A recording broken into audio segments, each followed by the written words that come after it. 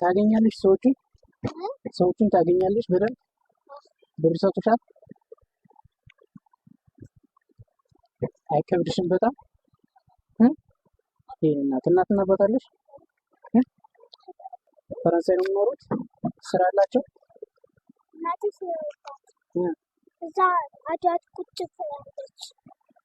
ስንተኛ ክፍል ነሽ አንቺ? እኔ አንደኛ ክፍል። ቆይ እዛው አካባቢ ትምህርት ቤት የለም እንዴ? እዚህ አካባቢ አለ። ያለሽበት ሰፈር አሁን የማን ነው ታውቂዋለሽ? ማን ነው ሰፈሩ? ፒያሳ። ከፒያሳ ፈረንሳይ ድረስ እየተመላለሽ ነው የምትማሪው?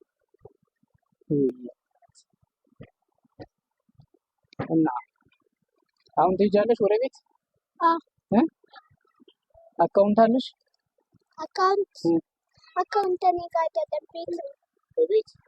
እሺ ቴሌብር እንጃ። ስልክ ቁጥር የምታውቂው አለ የአባትሽ ወይም የእናትሽ? በቃል አላውቅም። ወረቀት ይዘሻል? በወረቀት ግን አሁን አይደለም፣ ግን ቦርሳ ውስጥ ነው። ቦርሳሽ የት ነው? ቦርሳሽ የት ነው?